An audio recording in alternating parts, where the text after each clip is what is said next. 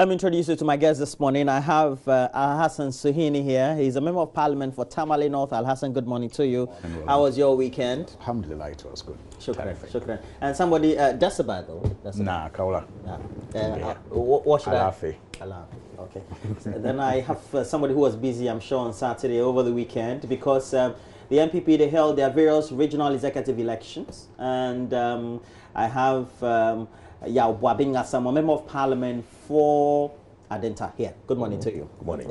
You were at trade fair, I'm sure, yes, on Saturday. Yes. You didn't monitor the issue, but how did it go?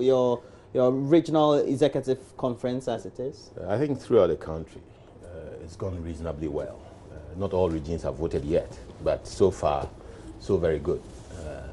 I want to congratulate all winners and losers. Indeed, I want to congratulate participants in the process, because at the end of the day, it is the electors, the delegates, who determine who they believe can lead them effectively in the quest to strengthen the party and grow the party. I think so far, so good. Now, some of the leaders, for example, Greater Accra, we had a new chairman, Divine Agorhom, as his name was. I was watching his posters prior because we had the Director for Elections and Research, who was here on Friday to give us a great education on the electoral colleges we have from the local level right down to the national level, and the regional permutations and some of the things that they needed to do to put it and also put in place before the elections. And it was great education for us. You look at the leaders who have been elected, not only for Greater Accra, but across board. You can say the rank and file, they have spoken, wouldn't you? That is what the NPP always does. Oh, including the other parties. Don't be discriminatory. Well, I can't speak for the NDC. Oh, you can. They do it publicly. It's a public elections that all of you as political parties It's do. not so long ago they didn't quite have elections. Now they are beginning to get used to elections at the extent to which we have always done. So I can't speak for them. You are incorrigible. But it's a fact that NPP elections always throw up interesting combinations. You can't quite be sure what will happen until it happens.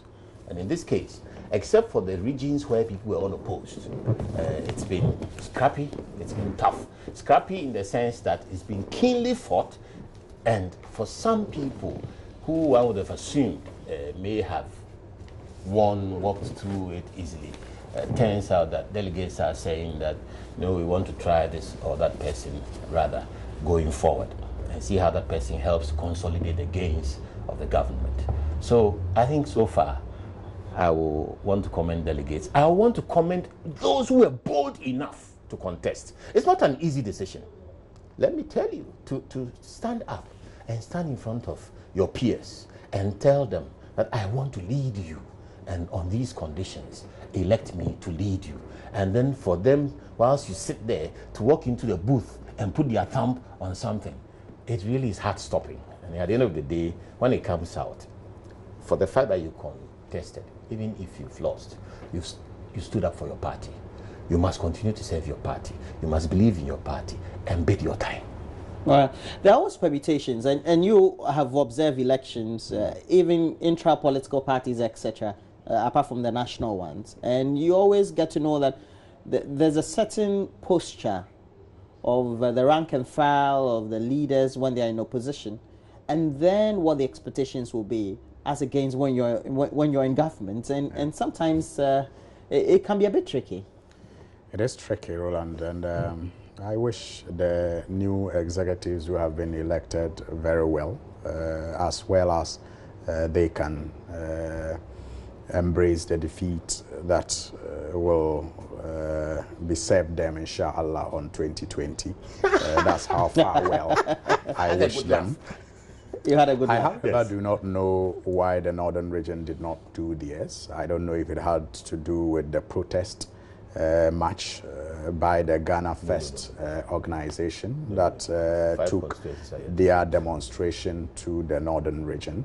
And the turnout was massive, and I want to use this opportunity to commend the Ghana First demo. I want to use the opportunity to commend the organizers and also the people of Tamale for that show of support in protest against this, agreement that every well-meaning Ghanaian believe amounts to the sale of our sovereignty. I want to commend them. I don't know if that was the reason, but I think if it was a reason they postponed the Northern Region Congress, it was a good decision, because I'm sure that they would have been so demoralized with the numbers of people who came out to protest the government decision.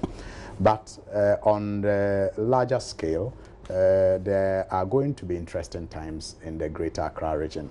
At least that is the region that I have paid some attention to as far as the preparation towards the election and the outcome has been. I am closely monitoring the Northern region too, but because they haven't done the elections yet, I will not comment on that. But, you know, Greater Accra, interestingly, my feelers are that, and they are based on very verifiable positions that were taken, that the candidate who lost actually had majority, if not all, the MPs backing him. The MPs in the region were backing Mr. Alfred Oboy, about 21 MPs. And they boldly, some of them boldly stated so on radio before the voting, that he was their preferred candidate. So it's going to be interesting to see how the winner will work with, because you see, you're talking about a regional chairman, and you're talking about people who manage constituencies. And I still cannot fathom how, you know, the MPs could read the signs on the wall so wrongly. Because as MPs, you basically, you know, take care of these delegates, because you see, you're talking about delegates from the branches, or in their case, the wards. So you are supposed, and for you to lose their confidence to the point that they will go for a candidate that is not your choice, I think interesting times are ahead in the Greater Accra region. I see. And I think that as an opposition party operating in the Greater Accra region, I hope that we will factor this outcome into our programs moving forward. Again, I noticed that there were no electoral commission officers at these elections, and that is I think in most of the places there were no electoral commission officers. And for me, that is very interesting. I don't know how, you know, the elections that were done at places where the electoral officers were not present will be accepted as the true reflection of what happened, you know, because I have heard some people raise those concerns. And again, I mean, if you look at what happened, and the assertion by my brother that this is the way the NPP has always done it and the others don't do it that way, I had to restrain myself from laughing out hard. Because you see, the NDC is the only political party that so far has dared to do what you can describe as universal adult suffrage, where we opened it up for everybody who was 18 and above and believed in the principles of the party to take a membership card and vote at our elections. That is how democratic, that is how open that we have been, you know, in this country, and the record is there. But I'm told that you're not continuing with that.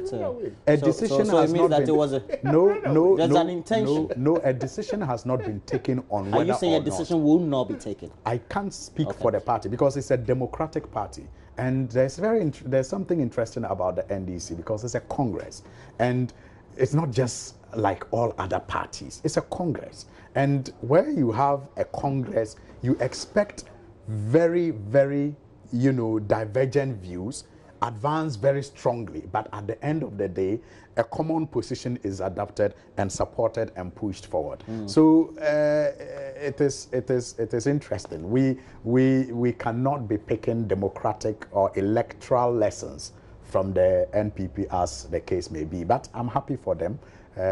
For those who won, like I said, I wish them well, as far as the well will help them embrace, inshallah, the defeat that will be served them in 2020. Well, it's good that you have great insight into the opposition NPP, even though they were having just normal intra-elections. But this also set the stage for the main national executive elections.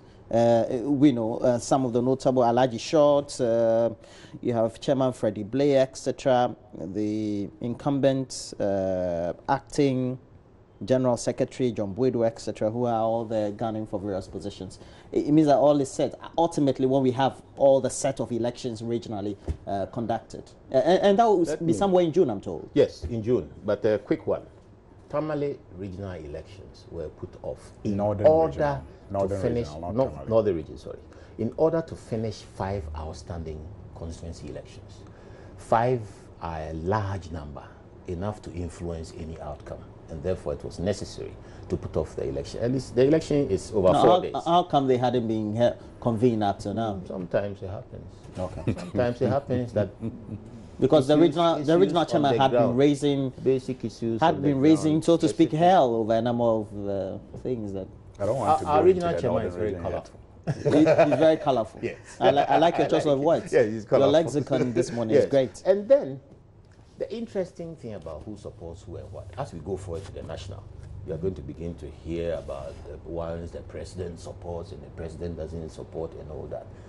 It's political risk to the extent that some will project themselves as being supported by the president or otherwise. In the last election, even though at the Commonwealth meeting, the president was compelled to issue a disclaimer that he didn't support any specific candidate, and therefore people should go ahead and elect the people they believe can lead the party. So going forward, whatever has happened in Greater Accra, for Suhuyini and the NDC to assume that there's a rift because MPs, and I'm surprised because there is nowhere where MPs as a collective, as a group, determine that this is the person they prefer. It's a majority of MPs. His choice of words were distinct. It's a majority of MPs. I haven't come across the majority. The bulk of the MPs. I have yet to come across that majority. Who formed the majority in Parliament? MPP majority. I have yet to come across that majority. They made a caucus choice. They made a caucus choice that failed. I have yet to come across that majority, but I am certain. Your people, they know you are doing propaganda. I am certain that the people who voted in that election knew exactly what they were doing. I have had situations where I once complained to the then presidential candidate. He was not president yet, His Excellency Nana Addo. And I went in and said, so and so is using your name, Mr. Candidate. In your area? No, not Adenta. I've done other things before Adenta. Adenta is very recent. You know, I've run for General Secretary twice. So then the man says, but is your mouth sealed? If you can't stop me, use my name as well. That's a classic situation. So anybody can go out there and say, so and so supports me. Even without tacit permission, you say? Because it's a political game. That's the point. Okay. The point I'm making is that it's nebulous enough. The situation is fluid enough for anybody to say that so and so supports me or otherwise. So going forward into the national, I believe that the best man that the current elected executives believe can lead us to consolidate and stay in power into 2032 is the one they will elect. Okay. If I have my statistics right, 2032, that will be how many years' time? 14 years. Several elections more. I'll be after 3 elections before the NDC can even think of having an insight. You see, you need it to consolidate the institutions of the country. This business about the revolving door. The NPP comes in, sets up the country, begins Ghana is not supposed to be a dictatorship. Stabilize it well. well. Or one-party state, etc. No. So it's the revolving door I'm talking about. Somebody will change. The NPP will change leadership. But the NPP ought to win again under the new leadership to continue with what we are doing now and change and continue. We've had successful economies in the world where parties have dominated the democratic electoral process. Japan and such other places. You understand? We need that in this country. We need the NPP to dominate and restore stability to the process of growth, incremental growth, so that at some point the institutions can be strong enough, can be independent enough to pursue set national goals, so that changes in political leadership will not arrest serious progress. I'll give you. I know that this one is usually publicity. I'll give you maybe a cheat or an invoice for having an advert this morning. Political advert. I'm sure that the people in Adenta who he went to convince to vote out President Mahama, even though he had done one term, will be surprised that he is advocating for a continuity that will ensure that things are, not truncated and all that. But that's by the way. He spoke about the national elections and how people will use other people's names. I mean, he's preempting what is already public knowledge. I don't know if you have listened to Mr. Stephen and Tim's interviews. I don't know if your station have engaged. There's even a leaked supposed audio. Yes, which he has confirmed on Asempa FM and other networks, that indeed he has had a couple of meetings with the president, Nana Akufo-Addo, and the president has been, urging him to step down for Mr. Alhaji Shah. Right. Do you get it? So the president has a choice, and the choice is already known. And a contender, a very strong contender, is publicly saying so and indicating that he has actually met with the president and overtures made, but he is determined to serve the NPP. He is not going to step down. He is not going to serve anybody's interest. He's going to serve the party's interest. But the president perhaps wants Alhaji Short, who he believes will serve his interest. And those things are already public knowledge. That's why I'm saying that, we wish them well as far as the wishes can carry them to embrace the defeat of 2020. Okay, so we had a document that was submitted to Parliament and subsequently leaked to the media. Somehow, media, the way we work, you're very familiar with the way media works. So we intercepted the document. It's now public knowledge. We've discussed it over the last 3 days, from over the weekend till now. And 998 names of both political and public servants who are working at the presidency. And when we're talking the presidency, we always say it's not only the flag server, so to speak, but it sets social media agog, various mainstream media platforms, and if I have to pick what a critic said, it's like those who are criticizing that list, who are against the numbers, are more than those who really are for it. Let me have your take on it, Honorable Bobby.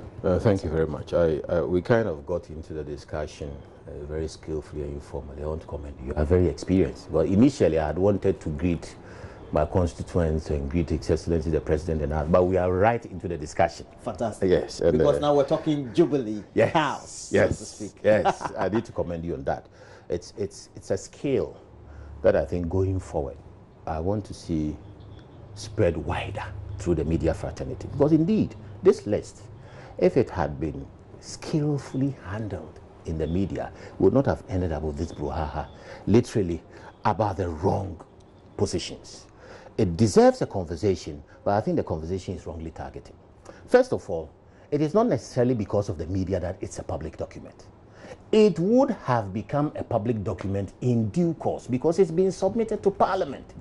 Parliament is public. Parliament is the people's representatives, except that before the people's representatives had the opportunity to discuss it, it's out there. Now, having gone out there, the question we need to look at, yes, we are looking at absolute numbers, but should we be looking at absolute numbers or qualitative numbers? I want us to break down the numbers immediately. First of all, the public servants. Well, are we saying that the public servants are His Excellency Nana Addo's appointees? Obviously not. It is not fair to cast the discussion in that context. It is not right because Nana Addo could not have appointed 702 public servants. They are there. Some of them have served there since PNDC days, and they retire and they go off, and others are replaced through the Public Services Commission and otherwise because they are running a civil service, public service operation with the Jubilee House and with the Office of government machinery. So now let's go to the other numbers. That is where the conversation should revolve around.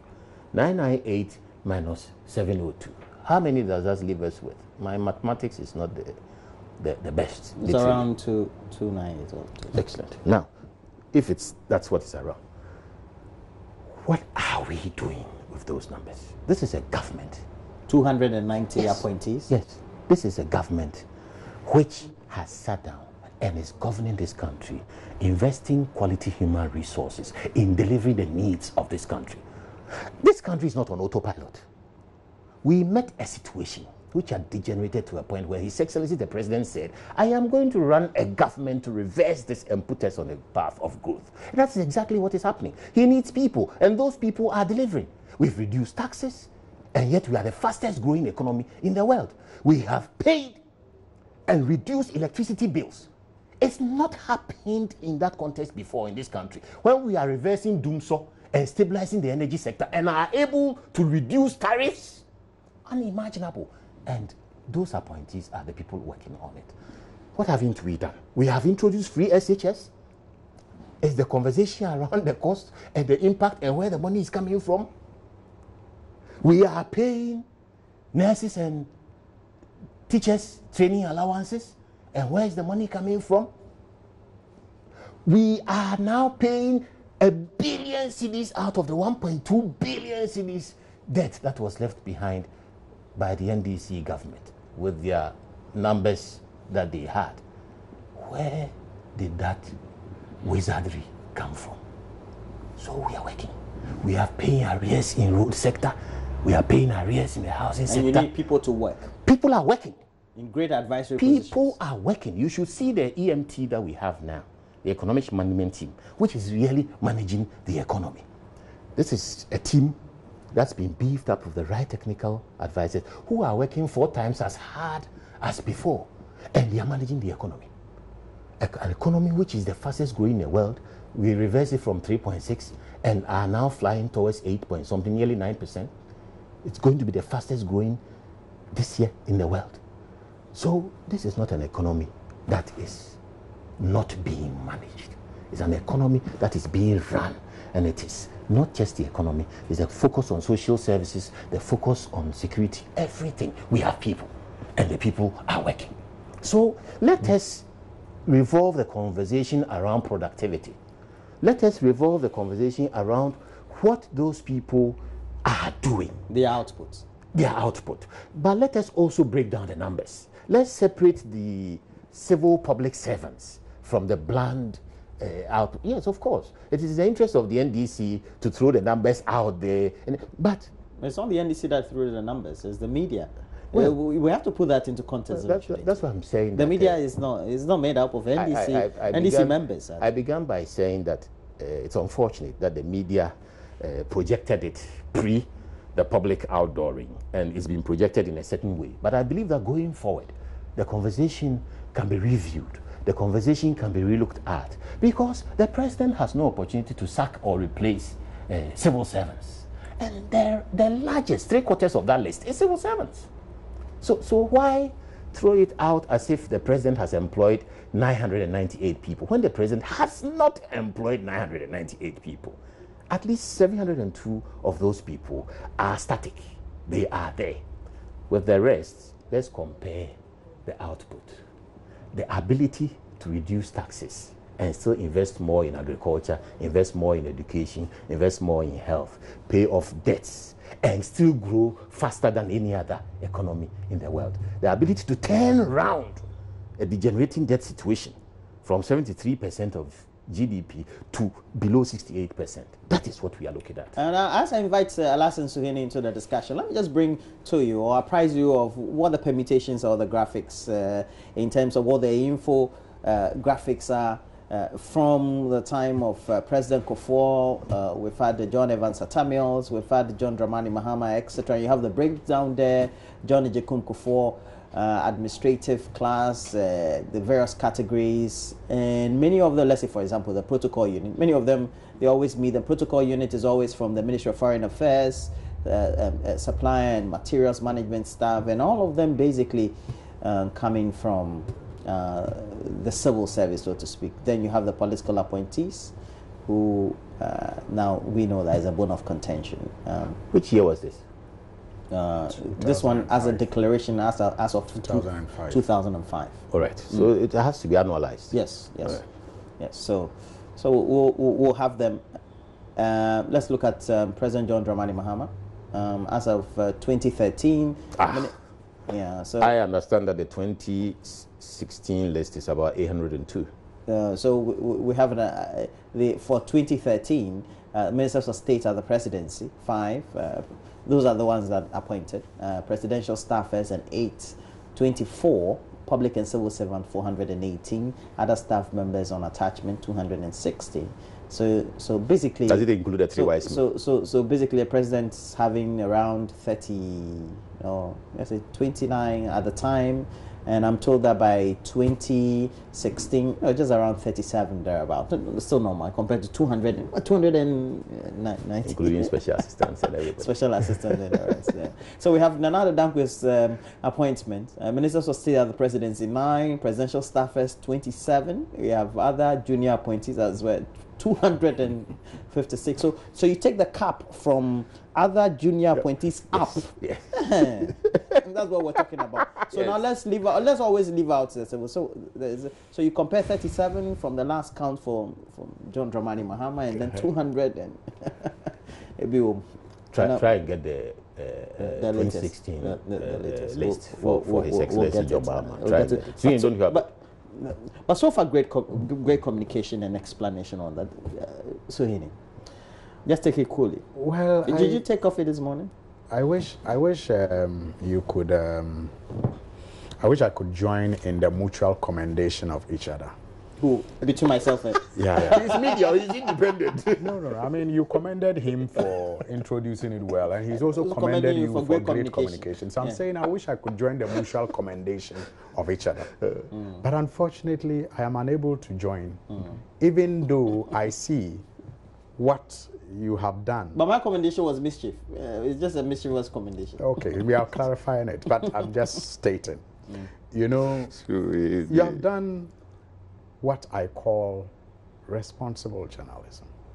And I wish I could commend you for that. And that is why my brother commended you for breaking it down, that they are not all at the Flagstaff House. But you see, we have walked this path before. We have walked this path before. And I am happy about the attempt to educate the people of Ghana right now. But I am unable to forget why that education was not provided by neutrals, like it is being done now. Like myself and the rest. I'm just saying. During the time of President Mahama, 678 people were presented to Parliament. What year was that? And the propaganda was that President Mahama had employed 678 people in his Flagstaff House. The NDC at the time, the President Mahama and his appointees at the time, strenuously tried to explain and give this education that I see so many neutrals now trying to do. At that time, you were questioning But neutrals. at that time, the neutrals were quiet. They did not explain that out of the about 678, only about 200 of them were actually directly appointed by President Mahama. That is why we are where we are. And that is why people are a bit curious about, the support and assistance that our colleagues in NPP are getting when it comes to educating people about the need to break down the numbers and to allocate where who is. I will speak to that. I'm amazed. I will certainly speak to that. I am amazed, but then I am not surprised. Well, maybe they are the same, but I think that we have to be very, very candid. Even when you break them down, Roland, even when you break them down, the numbers just don't add up. President Akufo-Addo has simply bloated the size of his government, and it didn't start with this list.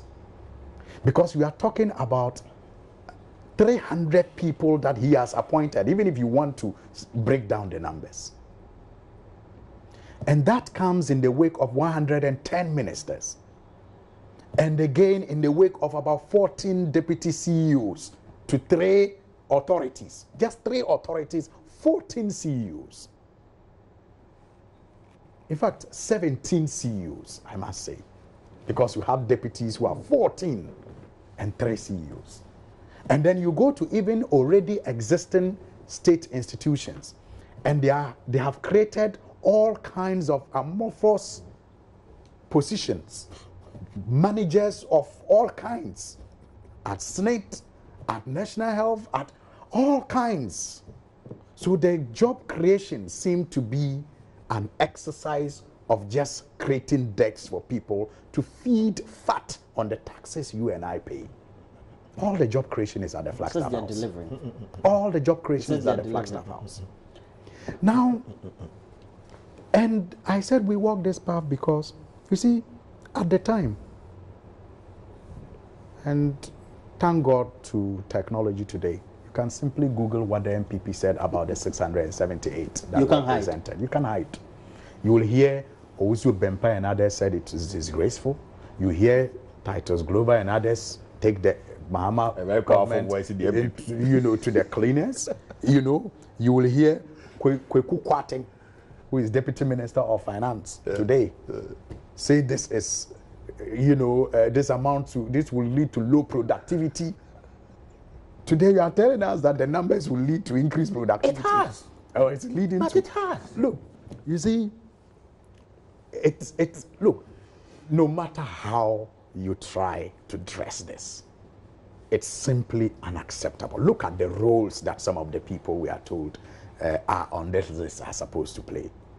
Lady in waiting. What do you call it? In charge of cathedral decks. And the person is a doctor. I mean, all kinds of very funny positions. Lady in waiting. You don't know that position? All finds, well, I know, because we have moved from ambassador at large. Nadina had a lady in waiting. We have moved from ambassador at large to lady in waiting. I know. Right. I know we have lady in waiting. Nadina had a lady in waiting. Well, I don't know about that. Oh, please. It's not even true. Oh, you can have an 8, but you have 8 and you have lady in waiting. You all have. Do you get it? But you see, I'm saying that this government has simply come to rape this country's resources. The meager taxes that we are paying is their target. Well, the to taxes share have increased, everything. Look, you remember the sing-song of family and friends. You pick this list and the euphoriatas hit you in the face. About 6 or 5 different euphoriatas. You pick this list and the Baumiers hit you in the face. Bottom line. They may not be related. They are related, Roland. Don't even give that they may be. They are. We know them. We know they are euphoriatas. We know them. And if they are brainy. Oh yeah, if they are brainy. Is that the excuse now? If they are brainy? If they are supporting the bottom line. President Mahama, I can say, without any fear of contradiction, that nobody in the NPP government today has a bigger family size than he did. And we don't know that his family were involved in everything Name them. Name commercial them. about the Name government. them. Name them. No, I want you to finish so that I deal with them. the issues. But President Mahama's brother, nobody was in that government. But everybody knows his father had a lot of children. But nobody was given any appointment anywhere. Not in any state institution. Nowhere. But he was accused of putting his family people in the government to feed fat on the taxes of this country. But pick that list. 5 different euphoriatas. The Baumiers are there. And the kind of roles they are supposed to play is funny. Roland, so I now understand why it took so long for this list to come out. Remember, from, I think, the second sitting of Parliament, we in the minority constantly hammered on the need for the president to submit that list because it is constitutional. It is required of him to do so. But it has taken them 1 year, 5 months to submit the first list. Why? We now know why. And you see, I have even spoken to some sources in the Flagstaff House. And they have told me that that is not the total number of Political people working appointees or there. public servants. Political appointees. You mean there are some political appointees who are not on the list? Political appointees. No, I'm asking you The who your sources political are. appointees. Your sources who are political not so appointees. happy about the roles they are playing. Political appointees. My source is a political Mention appointee. names now. They are not happy Do you get about it? the roles they are playing. Yeah. or that What roles are they've they? been- Mention, Some of them, their names are not on the list, and they Mention feel their that it is an insult on them. mention a name here. Mention Their one names name are here. not on the list. They are not but journalists, know so they you get can up- mention their they names. Get up, please. They get up It is and they easy go to to say work. that. Please, they And get they are up playing roles, and they get but their they go names to are not work, here. and they are playing roles, and their family members know that they are working at the Flagstaff House. But they pick the list, and their family members are calling them and asking them, I don't see your name, but you say you work at the But Flagstaff this would have House. been a bomb for the NDC. That Do you is why understand? you are saying that the list is whatever. So- Say the names. Please, Publish the names. please, don't do that. Let's have a civil you discussion. finish. Thank you. So I'm saying that the list is bigger than that because of this information that I'm getting. And in fact, I'm told that some of them, in fact, I don't want to, maybe if I mention the area, I will give up my source. But a very big man, like big, in the Flagstaff House, his driver is paid on tabletop. On tabletop. So his name is not on this list. Okay. But I'm sure there is also a civil servant driver whose name may be here. But that driver is paid on tabletop, and he's not the only one. Many of them are paid on tabletop at the Flagstaff House. They are not mainstreaming. Do you get it? And that is why I am not surprised that if you pick the 2017 budget statement and go to Appendix 7, the number of people, the staff strength of Office of Government Machinery is 1,697. That has been budgeted. Yes, budgeted for 1,697. But in reality, this is what we have. But then they bring you, that's why I'm saying that this is even, But that's budgeted. It's a budget. let me tell you, when you pick, if you pick 2017, the budgeted was 960 something. And 2018. And you have 2018, the 1,000. you have 1,697. So if the budgeted in 2017 was 900 and something, that one is passed. That is what they have brought. But they have estimated again that this year it will rise to 1,697. And I'm sure that is why some of the people I am speaking to in the Flagstaff House are surprised their names are not on this list. And they are finding it difficult to explain to their relatives that they work at the Flagstaff House.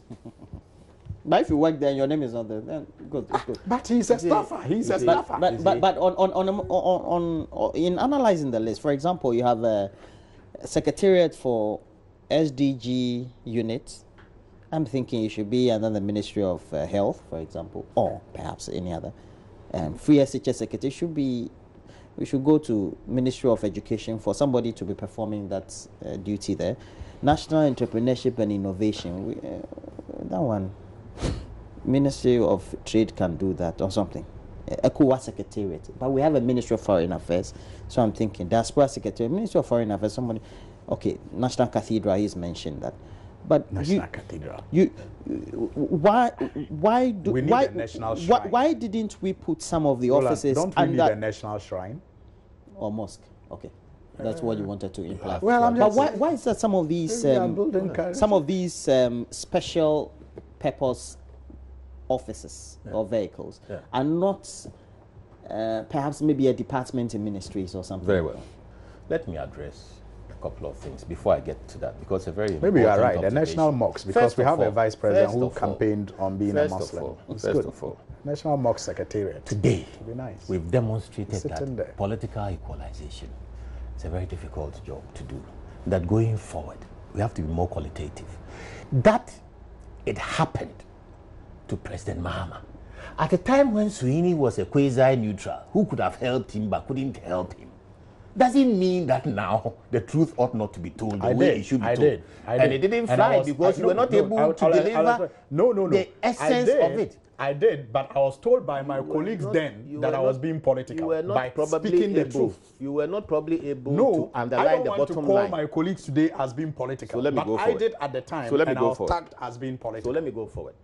The bottom line, all that you said, you were not able to equate. In fact, not political, but partisan. You were not able to equate to productivity and the essence of the people there. Oh, come on. You If you were want not us to able go there, do we'll that. go there. Now, going forward, Productivity. if there are people in the Jubilee House and in the government under the office of the president, who are telling you, their revered source, that they are not on that list. I think it's in the interest of your party to put them together and expose our government. Do you think everybody's on this list? When I was a staffer in the office of the late Vice President Ali Umama, my conditions of service demanded that I have a driver. No, no, that's not. My conditions of service. Wait, no. I'm only using as my conditions of service then demanded that I had a driver. At the time I was employed, I was told that the budget for the year had already been done. So even though I was entitled to a driver, it couldn't be done until the next budget cycle. So you have to find I paid my driver myself. Okay. So if a political appointee is paying his driver, it doesn't mean that that driver is on that list. It's as simple as that. So going forward, let's look at the critical issue of these specialist bureaus. Yes. His Excellency, they are called specialist bureaus. They are specialists. Okay. Because you see, we already have a civil service structure. The administrative class, the executive class, the procurement class, all the... Why don't you let them do the work? That is the question I want to come to. You don't trust the civil service we have? It's not just about trust. Now what is it about? It is about the input-output ratio relative to we have the a vision. Poor, relative to the vision we have a poor of a output civil service structure. It takes time for the civil service to reorient and absorb the vision of the new government. We underestimate the length of time required to do a qualitative transition. We have come into power. We want to achieve these things. It is immediately very difficult to reorient the civil service and all that. When you put these specialist bureaus in place, you achieve your targets and you what? You integrate going forward. You bring them on board. You bring them on board. And that is why earlier on I said that if we rule long enough... You're saying these structures are not going to last the span of the 4 years? But it's every year. Every year the president has to come up with this list and demonstrate. SHS at some point will be so entrenched and solidified that you will not need a specialist secretariat to run it.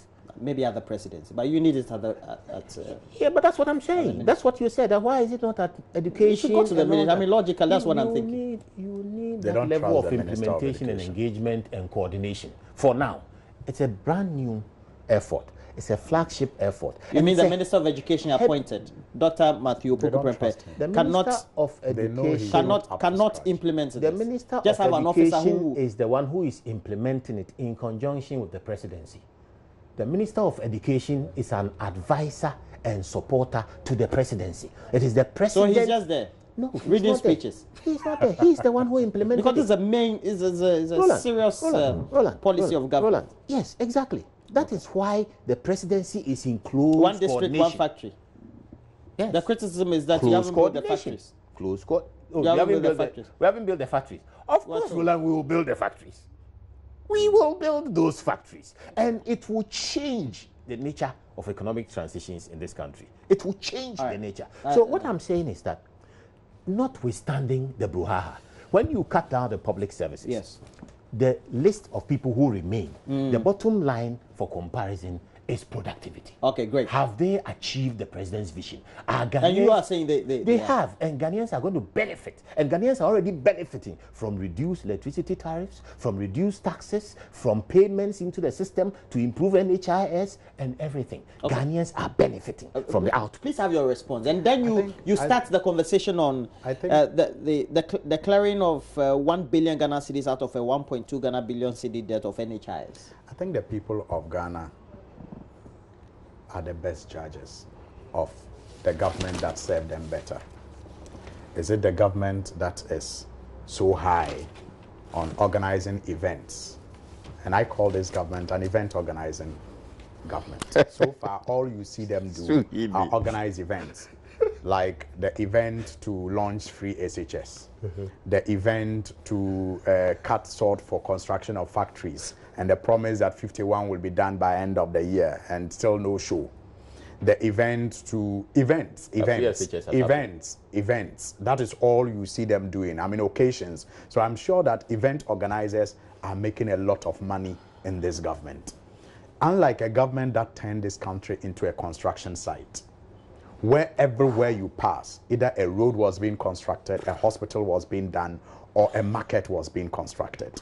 Everywhere was a construction site in this country, and people were employed. People were selling their materials like cement, like nails, like zinc, roofing sheets. Not being paid. People were engaged in active productivity that led to, for example, the improvement of, roads that helped farmers to even transport their produce from their farms, leading to reduction in the cost of transporting their and improving healthcare, improving water. That was leading to the reduction of communicable diseases and the increment in life mortality in this country. I mean, the mortality rate, had increased. The mortality rate had decreased. Do you get it? And life expectancy had increased. Those were the things that the previous government did with the fewer numbers. For example, Roland, you had a situation where a Ministry of Transport had just a minister and a deputy and improved and constructed airports across this country. You cannot name any airport that didn't see any transformation. But today you have an aviation minister who has been in office for 15 months. Aviation, purposely for aviation. And there's nothing to show except the president coming to parliament to heap praises on her for work you don't see being done. Terminal 3 is almost done.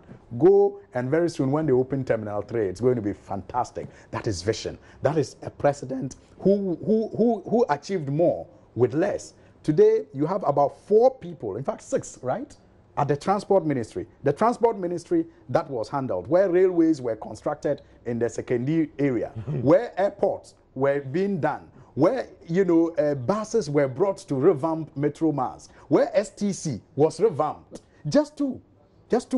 Today you have about 6 of them, and you are talking about productivity increasing. But you see, I think that the point has to be made that obesity will kill this government. They do everything to their benefit in large sizes. And so, but when it comes to the people, then you have a problem. Yes, I can see you signaling me to move on to the next topic. But it is important that, I clarified some of the points that he made about this large-size government that everybody is condemning. And it is not just with this list, I'm saying. It started with even the appointments of ministers, 110.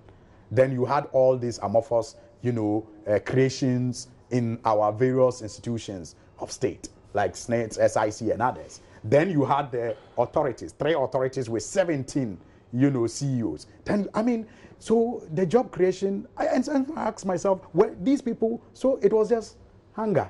It was just hunger that pushed them to campaign as hard as they did. So they have come and they are eating with both their hands and feet and creating things for nyafu. And paying debts. Now you talk about national health insurance. Yes, the national health insurance, I understand, seem to be engaged in some reactivation. But the issue that is of concern to many people, especially in my constituency, is the fact that people are unable to renew their cars or even get new cars as we speak, because we are told that they have suspended that service. And it is because they do not have the logistics to do that. And that is of concern. What is the use of a national health insurance that has its arrears cleared, yet cannot be assessed by the people? Because there are so many people in my area who want to get national health insurance cards, but they cannot because in your area. Yes, and it's across the country because they are not enrolling people on it anymore. And when even it expires, it's difficult to renew your card. And that is the challenge. It is not just for the books of the institution to look good. It is to ensure that people really access it.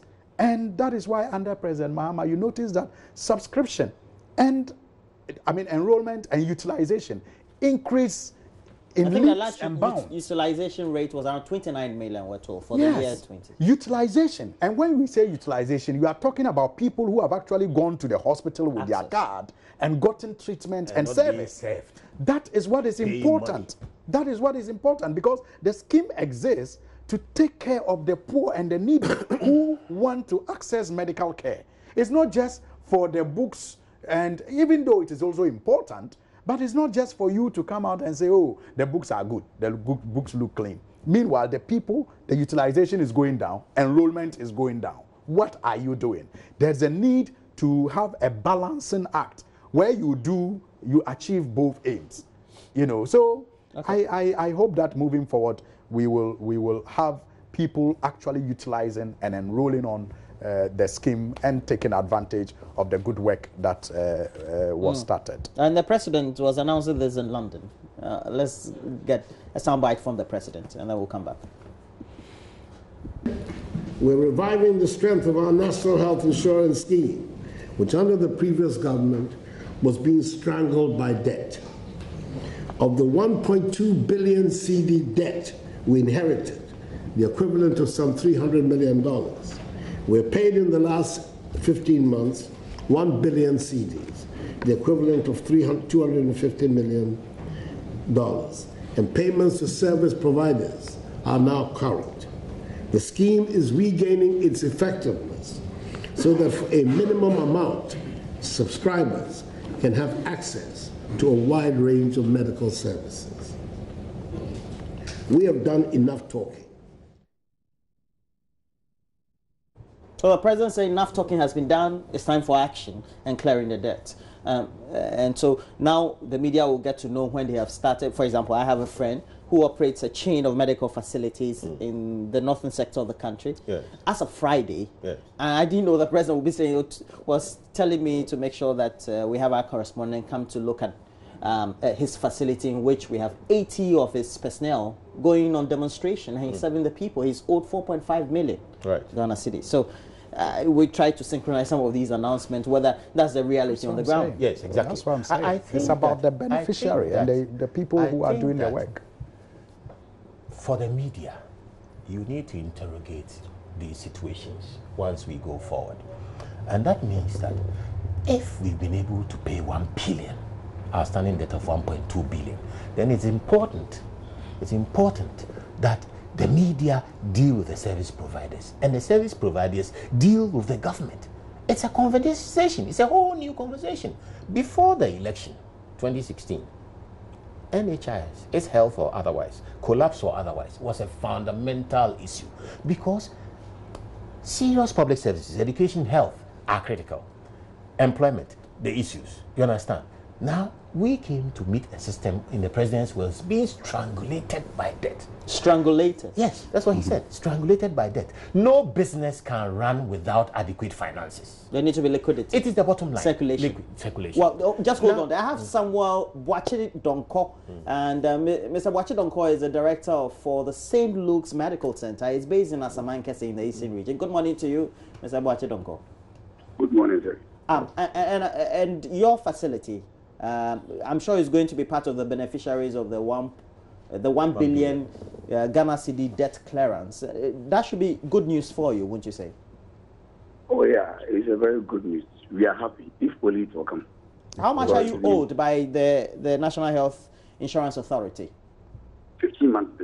15 months now. We have not been paid. That's how much?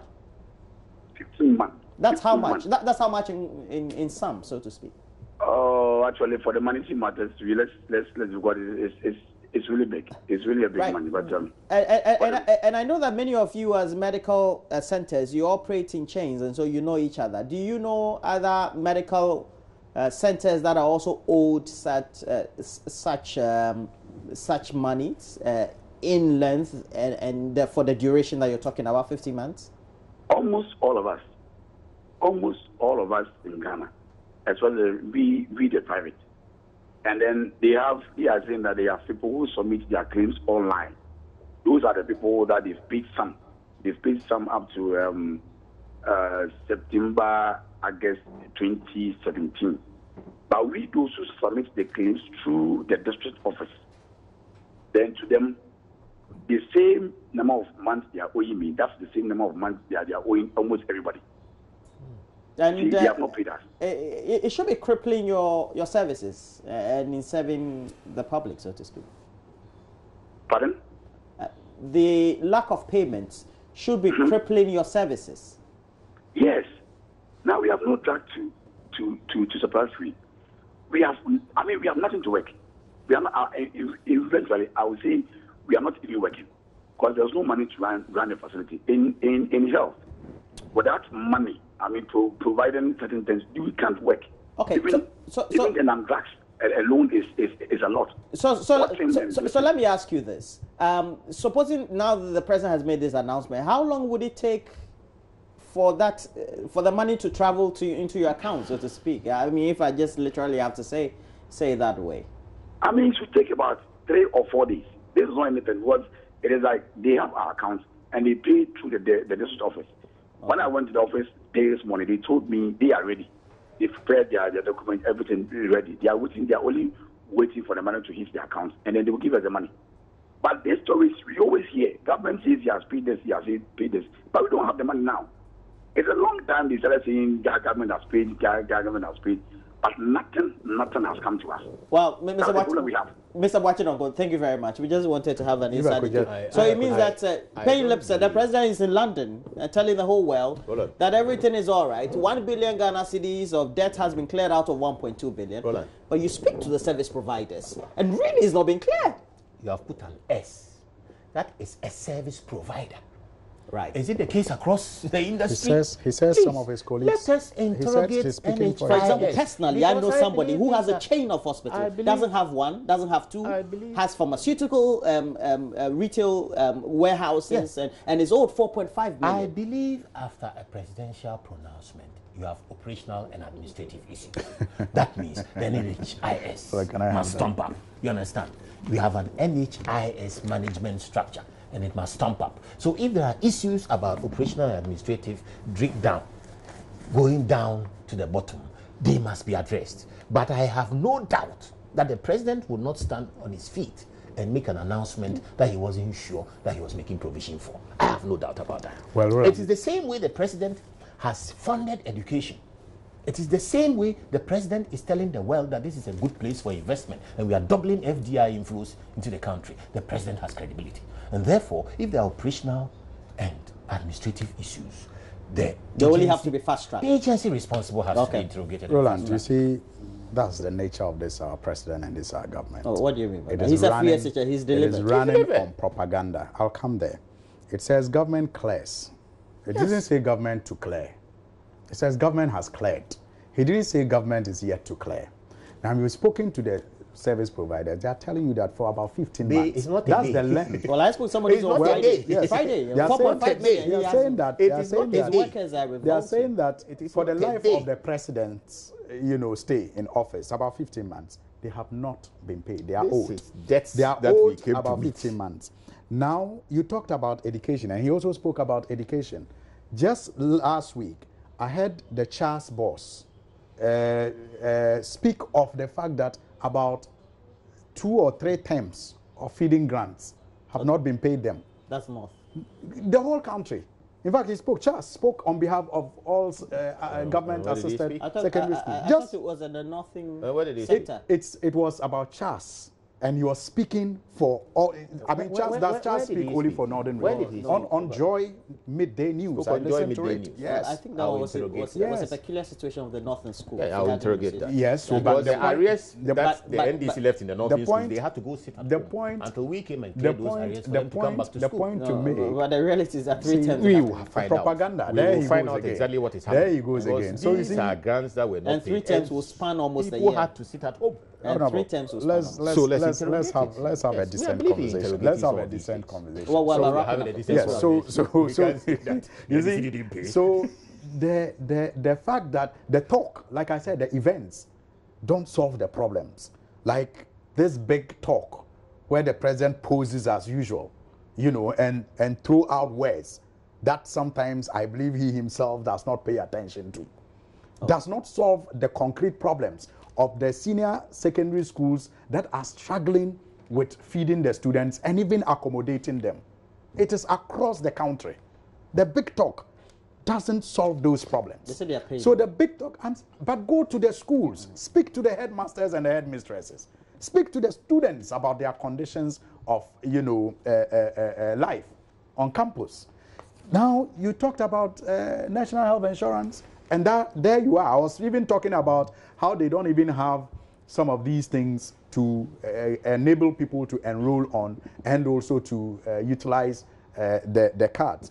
Now you are even told that the service providers are not being paid. And what they engage in, like I said, is propaganda. In fact, Roland, I've heard this somewhere, but I didn't want to say it because I have not verified it. But hearing this person speak, I'm convinced that is what has happened. And so I don't even think that they should expect any money. What the person told me from inside was that, and you know, under the NDC, there was a processing period. And so service providers were paid within 3 months or 4 months of submitting their claims. So it was, you know, logically and tactically speaking, technically speaking, if you had arrears of about 4 months, it wasn't arrears because it still fell within the processing period. So not until the processing was done, they were not paid. So if the NDC left that kind of money, it was because the elections fell within that period of the processing. And so what I've heard them do is that they have come and they have cleared this one. But over the 15 months, they have not paid them. And they have cleared them so that they can use it for propaganda, that what the NDC left behind, we have paid. But what they are incurring as a government, they are not paying. But for propaganda, they will say, months they've not been that's paid. What I'm saying. For propaganda, they will say we have cleared what the NDC left behind. Because for them, it is all about propaganda. It's all about the skills of communication and deceiving the people. And deceiving the people. Because that's what I've heard. That the arrears they met, yes, because of the processing gap that existed of about 4 or 5 months was there. So they cleared that one. But the period that they have been in office, for which services have been rendered to patients, they are not paying. But it's sweeter on their tongue to say we have cleared the NDC arrears. Oh, it could have been cleared in September. Roland, I mean, there are Ghanaians living in Ghana who are benefiting from initiatives of the government.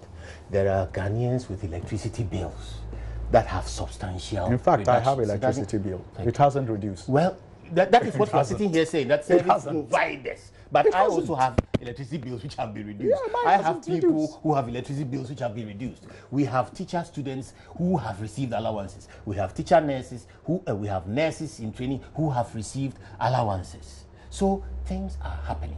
We have families whose children are in school, who couldn't go to school for the past 2-3 years, whose children are in school. We have a lot of Ghanaians who appreciate that things are changing. It's not about propaganda. It's about a political process that works. Yao Wabing Ngasam is a member of parliament for Adenta, and he's been here with his colleague in parliament, Al Hassan Suhaini. He's not part of the 110. He's not part of the 17, and he's not part of this 998. But he's so hardworking, I don't understand. It is 998 minus 702. You're not the president propagandist. You're not the president propagandist. Gentlemen, thank you very much. The president doesn't like you. Why are you not giving you a good conversation? I've enjoyed it. The cake. Now, you have a good day as well. When are you coming back to Parliament? May something? I'm hearing bits and pieces that there may be an emergency recall this week. Okay. Well, we'll get to know what it will be about.